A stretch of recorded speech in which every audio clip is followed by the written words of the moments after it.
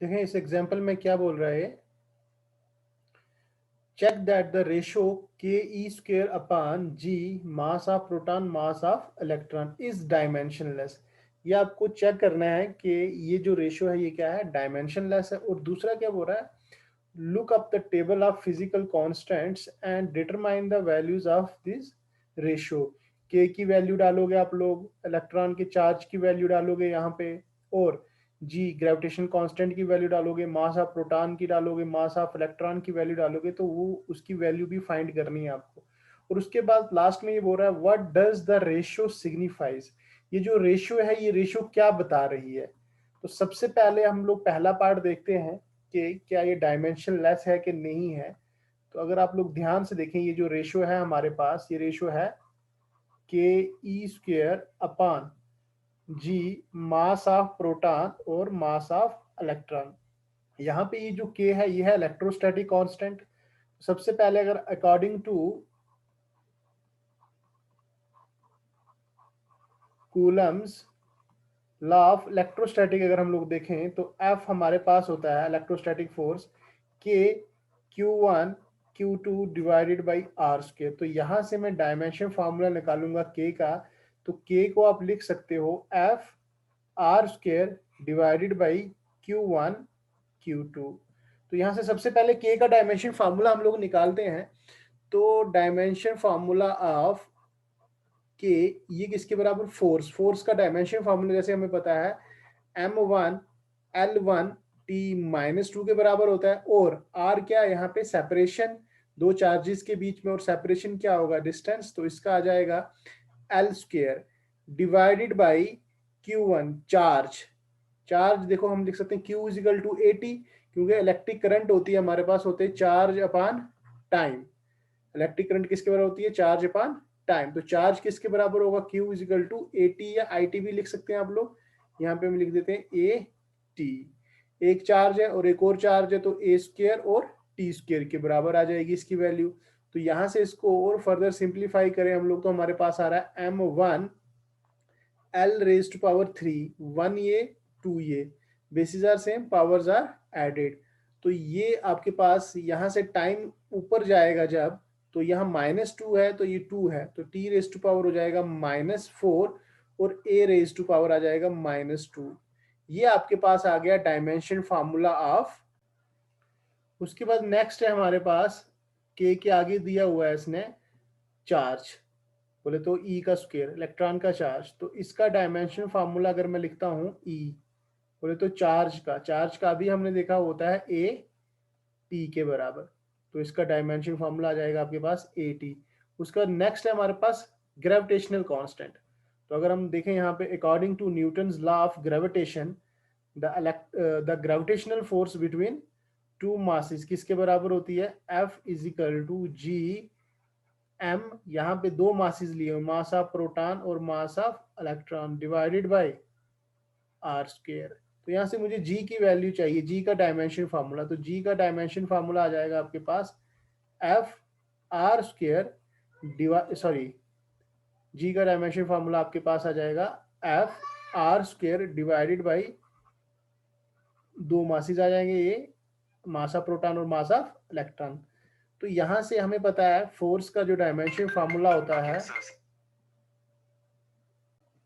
तो यहाँ से ग्रेविटेशनल कांस्टेंट जो हमें दिया हुआ है इसका डायमेंशन फार्मूला निकालेंगे। तो डायमेंशन ऑफ ग्रेविटेशन फार्मूले में आपके पास फोर्स आ रही है, तो यहाँ मैं लिख सकता हूँ फोर्स का जैसे डायमेंशन फार्मूला हमें पता है m1 l1 t-2, और आगे फिर आपके पास सेपरेशन आ रही है दो मासिस के बीच में, ये आ जाएगा l स्क्वायर डिवाइडेड बाई, यहाँ पे दो मासिस हैं तो मैं m का स्क्वायर ले लूंगा यहाँ पे। तो इसको फर्दर सिंप्लीफाई करूंगा तो मेरे पास dimension formula of gravitational constant आ रहा है m की पावर यहाँ पे 1 है और यहाँ पे 2 है, तो ये पावर ऊपर जाएगी तो basis are same, powers are subtracted. तो ये 1 है और यहाँ पे 2 है, तो इसकी m की पावर हो जाएगी -1, क्योंकि 1 में से -2 निकालोगे। तो l की पावर आ रही है आपके पास यहाँ पे 3 और t की पावर आ रही है -2। तो ये डायमेंशन फार्मूला आपके पास आ गया ग्रेविटेशनल कांस्टेंट का।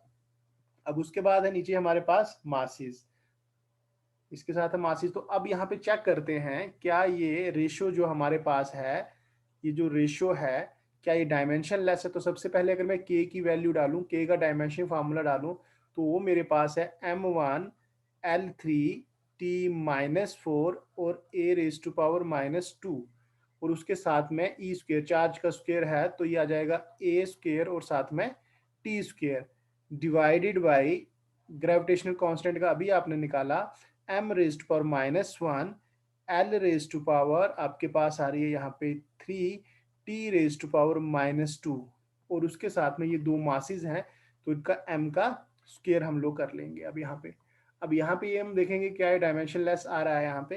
तो सबसे पहले अगर L की पावर देखो तो L की पावर यहाँ 3 है और यहाँ 3 है, ये तो कैंसिल आउट हो गई। फिर उसके बाद अगर मैं M की पावर देखूं, M की पावर ऊपर 1 है, यहाँ -1 है और 2 है, यहाँ पावर्स ऐड हो जाएंगी तो आपके पास आ जाएगा यहाँ -1 और 2, 1 बचेगा और ये 1 ऊपर जाएगा तो 1 -1, तो M की पावर कितनी हो जाएगी आपके पास 0। तो यहाँ पे M की पावर आ रही है 0 और L की पावर आ रही है 0, anything raise to power 0 equal to 1। उसके बाद अब t देखें आप लोग, यहाँ पे t की पावर यहाँ -4 है और यहाँ पे 2 है आपके पास, t की पावर -4 है और यहाँ पे 2 है, तो ऊपर आ जाएगी आपके पास -2, ऊपर -2 है और नीचे -2, तो t भी आपके पास आ गया 0। यहाँ पे a की पावर आप लोग देखें तो a भी कितना आ रहा है आपके पास, a रेज टू पावर 0। तो ये जो क्वांटिटी है, ये जो रेशियो है हमारे पास, ये क्या है, डायमेंशनलेस। ये आपके पास डायमेंशनल रेशियो आ गई।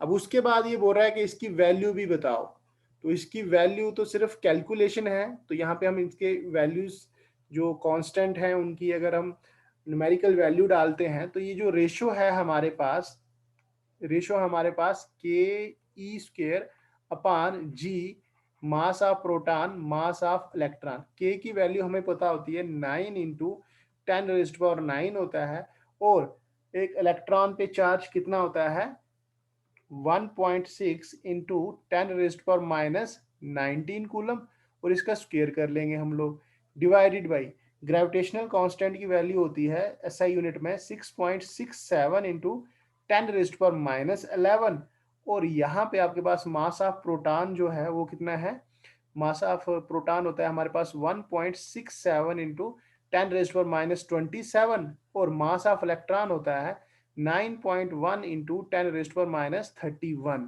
तो ये कैलकुलेशन है, ये आप लोग खुद चेक करें एक बार। लास्ट में जो आपके पास जो रिजल्ट आएगा कैलकुलेट करने के बाद, वो रिजल्ट आपका आ रहा है 2.3 के आसपास, 2.3 इंटू 10⁻39, ये आंसर आ जाएगा, ये रेशियो आएगी आपके पास। और इसका यूनिट नहीं होगा क्योंकि ये रेशियो जो है वो क्या है, डायमेंशनलेस। ये जो रेशियो है ये क्या आपके पास, डायमेंशनलेस। और यहाँ पे इसने लास्ट में आपको बोला है कि ये रेशियो क्या सिग्निफाइज कर रही है, what does the ratio signify. तो अगर आप लोग ध्यान दें यहाँ पे अगर हम लोग नेक्स्ट स्लाइड पे आ जाते हैं,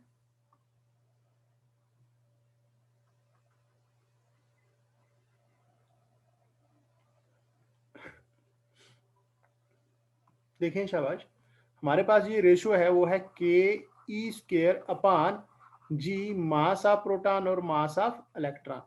तो अगर आप लोग देखें, अगर कूलम्स, जो कूलम्स लाना है हमारे पास, जो इलेक्ट्रोस्टैटिक फोर्स दी है वो किसके बराबर होती है, इलेक्ट्रोस्टैटिक फोर्स के एफ ई इक्वल टू के Q1।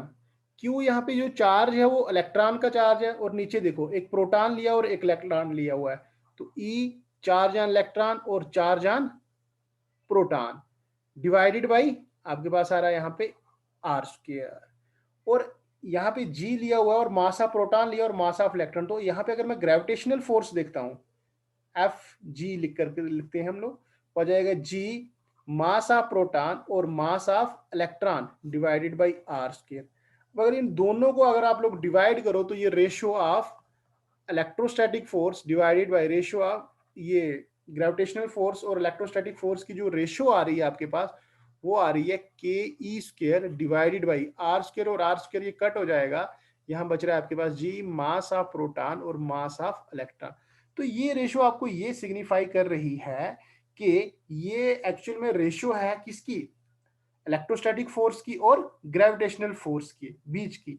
और किसके बीच में है ये, यहाँ पे एक मास ऑफ आपने इलेक्ट्रॉन रखा हुआ है और यहाँ पे मास एक प्रोटॉन का रखा है। इन दोनों की सबसे पहले इसने ग्रेविटेशनल फोर्स निकाली, फिर यहाँ पे इसकी इलेक्ट्रोस्टैटिक फोर्स निकाली।